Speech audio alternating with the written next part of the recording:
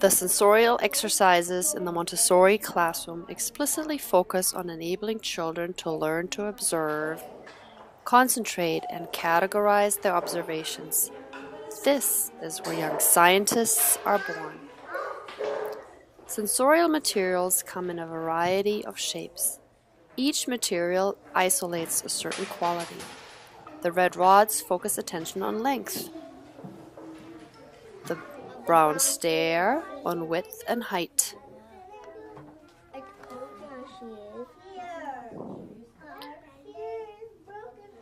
Other materials, like these knobless cylinders, change in height and width simultaneously.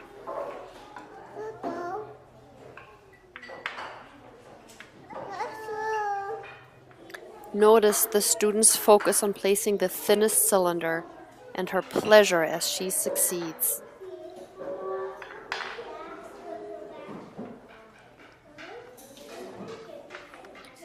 This little girl is comparing and matching the sounds made by shaking different cylinders. This girl is comparing musical tones and matching bells by the tones they produce.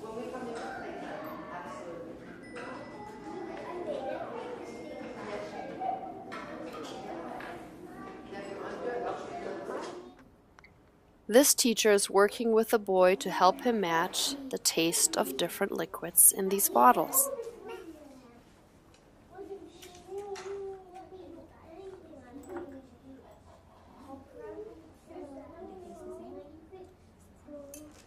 More advanced sensorial work introduces, for example, geometric shapes, such as here with the constructive triangles.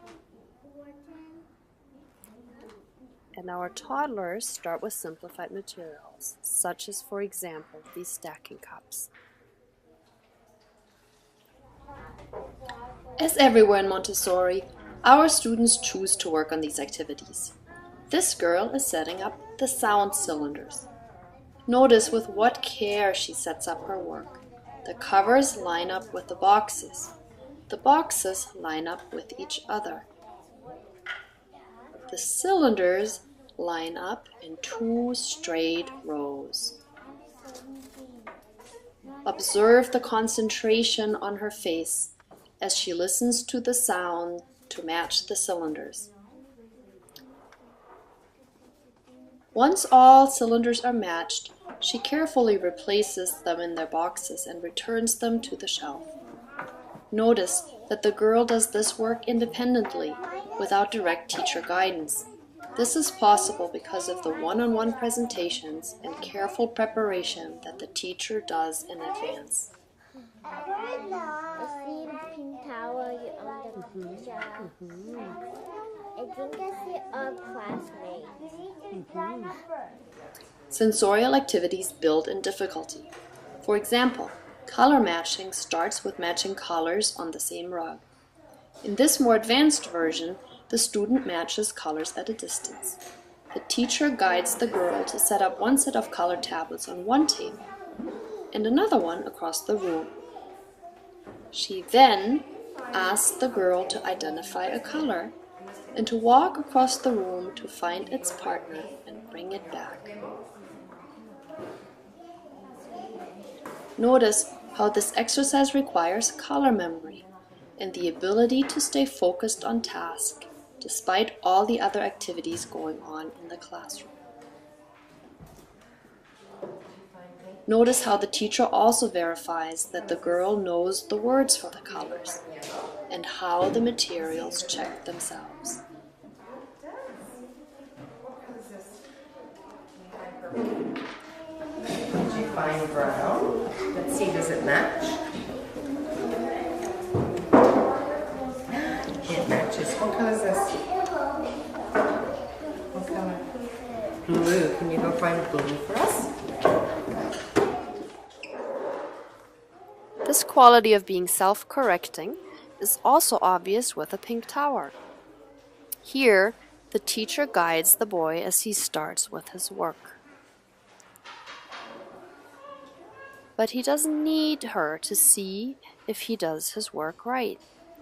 Observe how the materials help him correct himself when he makes an error.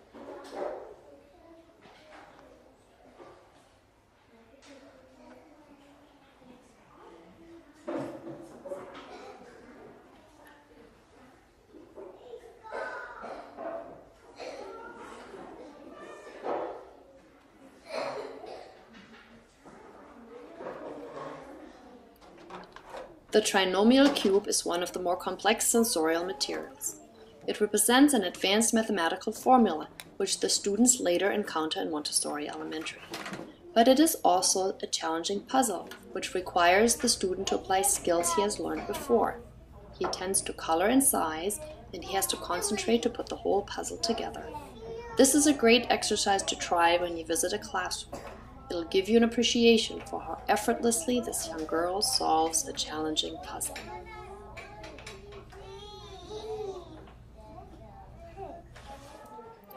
Through the sensorial exercises, the world opens up for our students. Their observational skills help them as they branch out and, for example, study geography by putting together puzzle maps of the world. Their skills in classifying and vocabulary help as they learn about biology. Their ability to listen closely and distinguish sounds is a foundational skill for learning written language.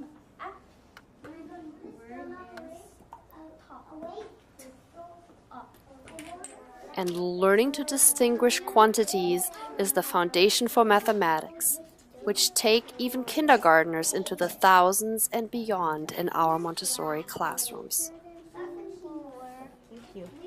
3,452 plus 1,321 equals 4,773. Just right. Sensorial materials may look simple on the shelves, but the skills they impart are truly wonderful.